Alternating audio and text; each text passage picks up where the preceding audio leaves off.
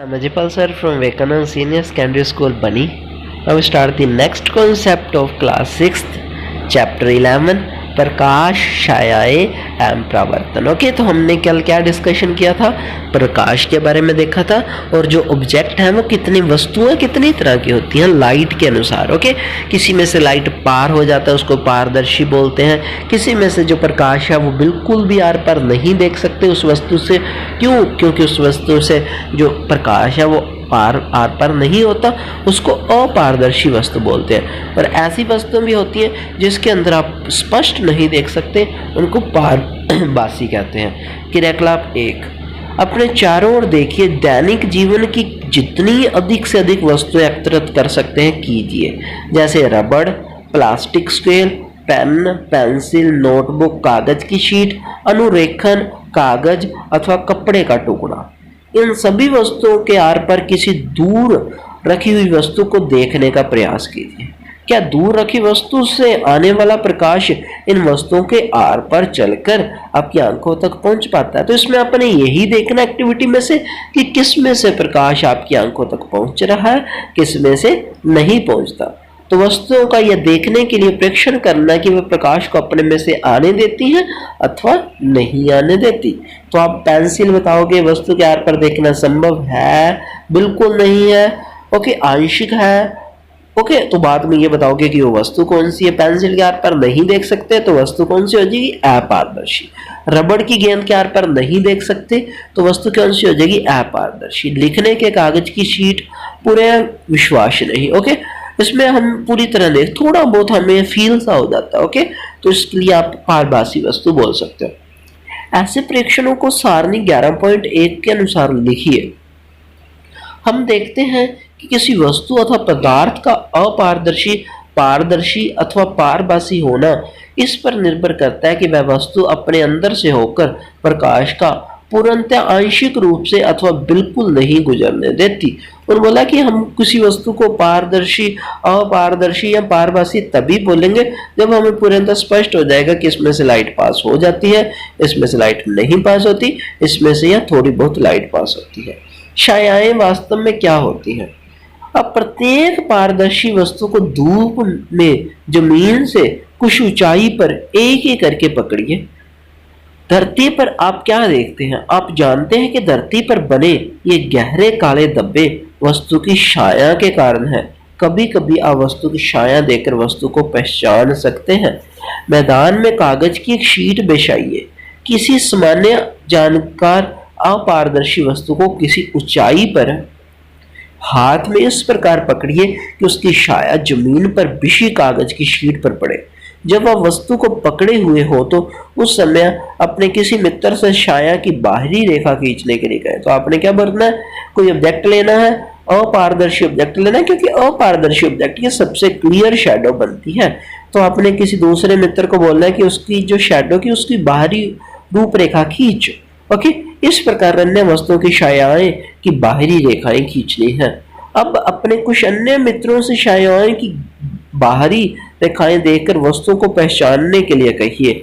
ये वे कितनी वस्तुओं को सही पहचान सकते हैं? तो ये एक तरह की गेम भी हो सकती है आपके। क्या आप अपनी छाया किसी अंधेरे कमरे में अथवा रात्रि में जब कोई प्रकाश नहीं होता देखते हैं? क्या आपको उस समय भी कोई छाया दिखाई देती है जब कमरे में प्रकाश स्रोत के अतिरिक्त अन्य कुछ नहीं होता? ऐसा प्रतीत होता है कि छाया देखने के लिए हमें कोई प्रकाश स्रोत तथा प्रकाश के पथ में कोई अपारदर्शी वस्तु चाहिए। अब देखो कि छाया को बनने के लिए क्या क्या चीजें चाहिए। एक चाहिए अपारदर्शी वस्तु, एक चाहिए प्रकाश का स्रोत, एक क्या चाहिए? उस वस्तु को बनने के लिए जिस सतह पर उसने बनना है वो चाहिए। क्रियाकलाप 3, यह एक ऐसा क्रियाकलाप है जिसे आपको अंधेरे में करना होगा। शाम होते ही अपने मित्रों के साथ एक टॉर्च तथा गत्ते की एक बड़ी शीट लेकर किसी खुले मैदान में जाइए। टॉर्च को जमीन के समीप ले जाकर ऊपर की ओर इस तरह से जलाएं जिससे टॉर्च का प्रकाश आपके मित्र के चेहरे पर पड़े। अब अपने पास प्रकाश स्रोत तथा प्रकाश के पथ के अंदिश एक अपारदर्शी वस्तु आपका मित्र है। यदि छाया पर्दे पर ही बनती है छाया। ओके, आपके मित्र के पीछे पेड़, इमारत या कोई अन्य वस्तु न हो क्या तब में भी आपको अपने मित्र के सिर की छाया दिखाई देगी? नहीं देगी, क्योंकि मैंने आपको बताया कोई पीछे पर्दा होना जरूरी है। इसका अर्थ यह है कि वहां छाया नहीं है। वास्तव में टॉर्च का प्रकाश आपके मित्र के सिर से पार नहीं होता।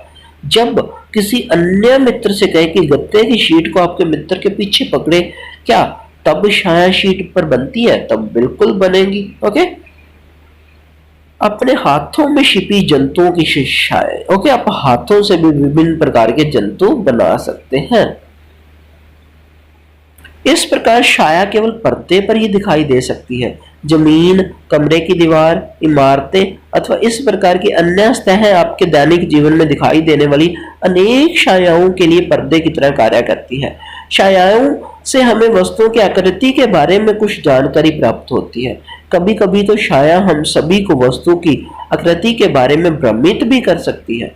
ओके, तो हमें कई बार पता भी नहीं चलता ये किसकी छाया है। चित्र 11.4 में कुछ छायाएं दिखाई गई हैं जिन्हें हम अपने हाथों से बनाकर विविध जानवरों की छाया होने का भ्रम उत्पन्न कर सकते हैं। है ना ये मजेदार बात? ये आप गेम की तरह ट्राई कर सकते हैं।